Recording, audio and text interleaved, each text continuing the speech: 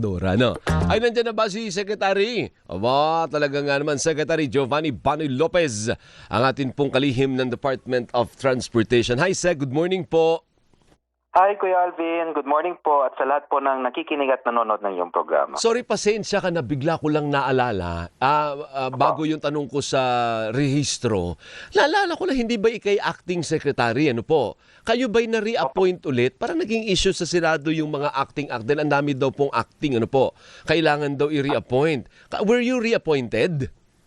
Ang pagkakaalam ko po, Kuya Alvin, ang rules po dyan, kapag acting ka, you have 1 year naman po. So, to be an acting secretary, unless tatanggalin ka po. Oo nga pero bakit ganun? Ba't acting pa rin po? Ba't hindi pa kayo gawing full-fledged? No, patay tayo dyan, Kuya Alvin. Ay, syempre, paano ba yun? Dapat isa lang ka sa CA, ano? Opo, parang ganun po, Kuya Alvin. Nasalang ka na ba sa Commission on Appointments, Secretary? Hindi pa po, Kuya Alvin. Bakit ganun? O, isalang nyo na si Giovanni Lopez. Ang magaling naman po ito, nagtatrabaho naman, hindi ho ba? Kasi ayaw po niya ng napupuri. Kaya ako na lang napuri sa kanya, Secretary. Anyway, puntahan natin yung sa rehistro, Secretary. Ang binulungan nyo si Presidente, kung pwedeng habaan pa po yung rehistro, so gagawin nating 5 taon, Secretary? Tama po. Kahapon po, Kuya Alvin, nagkaroon ako ng pagkakataon upang makapulong ating Pangulo para po mag-update ng ating mga proyekto at programa sa kagawaran ng transportasyon. Opo. So isa po dun sa aking minungkahi sa ating Pangulo, kung maaari nating palawagin yung to extend yung ating valid registration of new vehicles po, mapakotse o mapamotorcycle from 3 years to 5 years. Kasi ngayon po kapag bibili tayo ng bagong sasakyan, valid po ang registration natin up to 3 years. Opo. So sinabi po natin sa Pangulo, pwede ba natin itong gawing 5 years? At in-explain ko po sa ating Pangulo ang mga benepisyo na makukuha natin dito. At tulad po na nasabi sa ulat, it was initially approved kasi sabi ng ating Pangulo, tignan nyo muna yung roadworthiness just to ensure roadworthiness of these new vehicles. Pero ang assumption natin, pag bago yun, di roadworthy talaga yan kasi hindi pa na nga nagagamit, bago pa di ba? Tama po, Kuya Alvin. As a matter of fact po, kung maalala po natin, usually po ang ating mga kasa o ating mga dealers ng sasakyan, nagbibigay po yan ng sinasabi nating 3-year warranty. Ayan po. So, or 100,000 kilometers, whichever is earlier, di ba? Parang ganun po yung warranty niyan. Ngayon po, kung mapapansin nyo po, nagbibigay na rin po ang ating mga dealers, mga manufacturers, mga kasa ng 5-year warranty. So, meron po tayong presumption na within 5 years, maayos yung sasakyan. So, itong ating namang ilalabas na polisiya, no, itong ilalabas nating department order at saka maglalabas din ng LTO ng memorandum circular, ay kumbaga sumasang-ayon lang tayo. We're just, kumbaga nag-level up itong mga kasa dahil nag-level up yung mga sasakyan, magle-level up din tayo sa mga pulisiya natin. But more than that, Kuya Alvin, iiwasan natin yung mga mahabang pila sa ating LTO na magre-renew na naman, tapos may issue na naman ng fixers, corruption, and again, the convenience of the public. Linawin nga natin, Sec, ang sinasabi mo na hanggang 5 years, yung bagong biling kotse, yung brand new, ano po. Pero yung sa iba, yung alimbawa, medyo may edad na yung sasakyan mo, every year pa rin po ang rehistro dapat. Tama po. At I'm going to explain na, Kuya Alvin. Sige po. Tama po kayo, motor vehicle na brand new, no, mapakotse at mapamotorsiklo. Ang pinopropose po namin is 5 years na po ang valid registration niyan. On the 6th year, kailangan na po i-renew yan and every year thereafter. At ang rason po dyan is alam naman po natin na habang tumatagal o tumatanda ang ating mga sasakyan, it becomes less reliable because of siguro depreciation, wear and tear, and everything. So mas kailangan naman po ang LTO na mas magkaroon ng comprehensive roadworthiness check. Yan naman po ang mandato ng ating LTO. Kaya po ang sinama lang namin sa ating pulisiya At ang ilalabas po natin ay yung motor vehicle lang po na bago at yung motorsiklo lang po na bagong bili. Ayan. Both po. So mga kailan po ito, sabi, ay parang preliminarily go na, sabi ng presidente, ano po. So mga kailan po. magiging effective po ito, Secretary? We are targeting po February 15. Maglalabas po kami ng department order. Tapos nagpupulong na rin po kami with LTO. Kasi ang importante po dito ay makapaglabas ang LTO ng isang memorandum circular para po matugunan natin yung utos ng Pangulo na doon sa roadworthiness check ng ating mga bagong sasakyan pa rin. So malapit-lapit na pala. Ilang araw na lang magti-take effect na yan. Opo. Sige po, i-follow up din namin kay Lacan Nilaw. Ano po, Ngayon, mag-ibang topic tayo. Ang sabi ni Tourism Secretary, ang pangalan nun, Frasco, para finload niya yung idea, baka pwede daw bisitahin yung deregulated airline industry natin dahil nga napapag-usapan na ang mahal pag bumiyahe dito sa Pilipinas kumpara sa pagpunta sa Thailand, sa Hong Kong, kung sa Vietnam. Anong position nyo dun? Kailangan na bang bisitahin yung deregulated na airline industry o hindi tama yung deregulated? Kasi mas magandang palakad pag pribadong sektor ang nagpapalakad ng isang industriya. Kuya Alvin, ang pananaw ko po dyan, unahin po muna namin ang lumalabas po ngayon mahal ang pamasahe sapagkat merong limitasyon ang ating infrastruktura. So kami po, tulad po sa DOTR, aminado po kami na may mga airports po tayo, mga paliparan po tayo because of the topography, no? At saka yung physical limitation ng runway natin, ay talaga po maiksi. At saka ito po ay matagal ng mga airports, no? So ang ginagawa namin talaga po ngayon, Kuya Alvin, is kapag kaya namin na extend yung runway, kung kaya namin palakihin yung runway, ginagawa po namin yon. Pangalawa, ang ginagawa din po namin, kung hindi na po kakayanin, maglalagay kami ng night rating capability para upang sa ganun, meron kahit gabi, pwedeng lumapag doon ang ating mga eroplano para lang makatulong sa pagbaba ng ating pamasahe sa pagdating sa paliparan.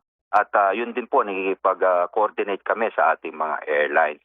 Now, kapag naayos na po namin yun, I think there's more reason for the government kung talagang gusto nilang i-deregulate o i-regulate yung ating mga pamasahe, meron tayong mas malakas na bargaining chip po, ibig sabihin po naman. Opo. Kung may leverage po. Opo, pero yung yung ahensya na nagre-regulate ng mga pamasahe, yung CAB po. Yan, Civil Aeronautics Board, may kapangyarihan ba yung CAB, nasabihin ng CAB, Philippine Airlines or Cebu Pacific or AirAsia ang taas ng pamasahe ninyo, ibaba nyo yan. Kaya bang gawin ng CAB yun o wala sa puder nila yun? Ginagawa naman po, as a matter of fact, kapag meron sila mga fare increases, yan po ay dumadaan sa isang hearing sa CAB. Yan po ay isang board. At sa katunayan po, kahit yung mga sinasabi nilang mga surcharge, may mga surcharge din yan sa mga eroplano, ay hindi naman po yan pinapayagan. Okay. No? Kapag walang pass, walang justified reason to allow it, hindi po yan pinapayagan ng CAB. Opo. At I think the records will show na most of the mga request ng ating mga airlines na for increase of fares, 80% yata hindi napapayagan o 90%. Opo. May mga ruta ata talaga, Secretary, na talagang mahal. Naalala ko dati, bago pa pumutok yung issue nitong, yung kay Frasco, tsaka yung mga kababayan natin na mahal yung pamasahe, naalala ko dati yung congressman ng Leyte, nagreklamo din yun eh. Yung parang Manila, Tacloban ba yun? Na inabot ng mahigit 20,000 o 40,000, So depende sa ruta, may ruta talaga na mahal, Secretary? Ganun ba yun? Like Batanes, for instance? Meron talaga po, no? Again, it's a law of, supply and demand din pagdating sa ating mga airlines, no? Other than sinasabi nga nila ngayon, yung mga mahal na tourist spots na kasi jet propeller lang yung nakakalabag. Opo. Nakakalapag dyan, tapos yung distribution of cost, mas konting pasahero and everything. Ang trabaho naman po ng kagawa ng transportation through CAB is to ensure na yung mga sinasabi natin mga mahal na pamasahe na talagang bordering na sinasabi unconscionable na po, we're acting on it, right? Kumbaga, hindi na pinagbabawal namin, tapos kakasuhan namin, pine-penalize namin. Kung maalala nyo po, no, I think that was last year, tama po kayo, na ito bigla may isang biyahe sa Leyte na Oo. umabot ng 40,000 Ayun, one way. 40,000 At one yan, way. Oh my opo. goodness. And that's a motu proprio, the CAB acted on it. Meron na pong resolution dyan at may desisyon na po dyan na pinagmumulta yung ating airline. AirAsia yun, di ba? Tama po. Ayun, AirAsia po. naalala ko siya ngayon, yung hindi, wala naman, kung Philippine Airlines, hindi babanggitin din natin. Anyway, na-settle na Tama yun eh. po. Tapos na yun eh, na-penalize na yung airline, di ba? Yes po, meron na po silang may desisyon na po ang CAB dyan at pinagmulta po sila ng I think 6 million. Ayun, kita mo. Anyway, usad tayo, may 5 minutes tayo na iwan na Secretary. May bago po ba sa MV Trish Kirsten yung suspension po na pag-grounded po ng ng barko ng Allison? Kailan po ililift yun? As of now po, tinatapos ng Marina ang kanilang investigasyon. We gave them 15 days po, no? From January 27. Opo. And just this morning nga po nakausap ko yung Enforcement Division, yung director po ng Marina. I'm asking for update, not the details kasi alam ko incomplete pa. Ayaw ko naman pangunahan sila. At I just reminded them na matatapos na yung kanilang period of time to investigate. Pero pinaalala ko po sa kanila na hindi lang yung liability ng ship owner ang gusto ko malaman, pero yung pagkukulang at liability din ng panig ng gobyerno, yung merong responsibilidad dito sa maritime safety na to. So I stress to them that is important to us also, yung accountability. So hopefully by next week, kapag 15 days, baka matapos po yan na February 12, makakuha na po ako ng report, Kuya Alvin. Aralin ko lang po kung if I'm satisfied with the report po, magbibigay update din po ako sa publiko. Very good. Yung mga truckers daw may panawagan sa inyo na dapat magkaroon din daw sila ng dedicated truck stops. Doable ba ito? Pwede bang gawin to? Yung dedicated truck stops po, kung saan sila pwedeng mag-park, ganun po. Oo, siguro. Pag-usapan po namin, ito mga truckers, kasi yung sa issue po ng truckers, hindi lang naman po DOTR yan. I think most of the trackers ay dito sa mga pantalan natin kung saan sila pwede. Pero kung masabi ko lang po to, again, sesegue ko lang Kuya Alvin, over the weekend, binisita po natin yung Matnog Port, iba po, no? So, ang kasama natin ng PPA dyan, yung dedicated stops na sinasabi nila, usually sa Matnog Port, kapag merong mga kalamidad, ang haba ng pila, umabot ng 8 kilometers sa kalsada, magtatayo na rin po ang PPA ng bagong terminal kung saan yung sa ilalim ng terminal na itatayo nila, ayun po ay pwede nilang, kumbaga, parking space po nila. Secretary, at least for the Matnog Port. Opo, incidentally, nakanunod po sa atin si Congressman Lawrence Defensor ng Iloilo. Opo. May pinatatanong po sa inyo. Ito actually, concern din ito ng ating mga kababayan. Babalik tayo dun sa airline. Ano po? Sabi niya, pakitanong mo nga kay Secretary, ano po ba yung basis ng overbooking ng flights? Actually, nag-overbook po talaga sila. Industry practice yun. Ano po? Kahit sa buong mundo, Congressman. Pero anong basis daw nun? Yan nga po yung isa sa talagang tinututukan ng CAB. Kung ako po, no, my personal opinion, again, pinagbabawal po namin yung overbooking na yan. Hindi naman po pwede yan. Common sense lang po, ang isang airplane, sabi natin 200 ang pwedeng pasahero. Sino ba namang loko-loko na magpapabook ng 250? Ganun lang po kasimple. Dapat po, bawal yan. Hindi ko alam kung anong basehan nila. At yan po yung pinapasabi ko sa CAB na tingnan nila mabuti kung saan nanggagaling itong polisiya. At kung meron bang polisiya dito, ay dapat ayusin. At dapat merong mga, kumbaga merong mga rules on how to do it and not to do it. Secretary, kung tamang pagkakaalala ko, pinaliwanag na yan dati ng mga Parang ang sinasabi nila, sa example, 300 yung pasahero, kamo. Hindi daw pala lahat yan sumisipot. Kaya sila nag-overbooking. Tapos mag-aalok sila. Kung sino ang gustong magpa-defer ng flight o bibigyan ko ng ganire. Hanggang sa pataas ng pataas yung alok. Ang pinanggagalingan ko naman, Kuya Alvin, o kung hindi sila sumipot, bayad naman na sila. Oh, tama rin. May punto ka rin. Oo. Hindi naman sila malulugi doon. Oo. 'Di ba? Yun lang po yung ano, na ba? If there's a study na ganito parative para merong for example, there's a percentage based on a study na 10% di sumisipot. So kawalan ba yun sa kita nila? Nagbayad ng mga yan. Tama Nag-book na din. nga.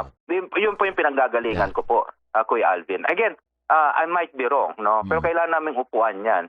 Kasi kawawa yung mga pasahero na nag-book sila, hindi naman nila po, I don't know kung nakalagay pa sa booking nila na you are overbooked. Wala po ako nakikitang ganun. Pag kumuha ka ng ticket mo, nakabili ka na nga, naka-reserve ka, nakalagay na meron kang nakabili ka ng ticket and everything. Wala naman pong notice dun sa ticket mo or sa reservation mo na nung bayad ka na overbooked ka na eh. Tsaka issue din doon, paano kung walang kumagat? Paano natin susolusyonan kung sobra halimbawa ng 10, walang gustong kumagat sa pakulo mo, paano yun? Sobra nga, di overbook nga talaga. Tama po. Tama po. So, kailangan ayusin po to. At again, ang parati ko pong sinasabi, yung alalahanin po natin itong mga airlines din po natin tulad ng mga ibang pampublikong sasakyan. This is imbued with public interest. So, Opo. ibig sabihin, parati pong prioridad ang interest ng mga pasahero, yung kita o your profit is secondary considerations. Okay, one last. Yung sa MRT-7, may bago ba kayo advisory? Patuloy daw yung nilalagay yung girder. May advisory ba ang DOTR? Pero hanggang kailan ba ire? Mayo pa, ano po? May po, Naku, haba. last week po na sa tulong din ng MMDA, isasara natin yung portion ng North Avenue from 10 a.m. to 4 a.m. naman po yun. Kailangan lang po yun kasi maglalagay tayo ng malaking girder para itong sinasabi natin turn back ng ating mga relays ng ating mga bagon sa MRT-7. At kumbaga puspusan po tayo sa pagtatrabaho natin sa MRT-7 kasi po kailangan ng partial operations nito by second quarter of 2027. At ngayon po, I'm quite confident we can hit that target po. 83% na po ang completion ng ating MRT-7. Kailangan lang po talaga yon. At kami po humingi ng paumanhin at pag-unawa sa publiko. By May 19 or I think some middle of May or last week of May, matatapos na rin po. Yeah, tiis-tiis muna kasi magbubunga naman ito. Yung ating pagtitiis ay magbubunga naman ng kagandahan. Ano po? Opo, Kuya Alvin. Very good. Thank you, Secretary. Mabuhay po kayo. Thank you, Kuya Alvin. Salamat po. Thank you, si Secretary Giovanni Banoy Lopez, ang ating Secretary po ng Department of Transportation. Magandang umaga.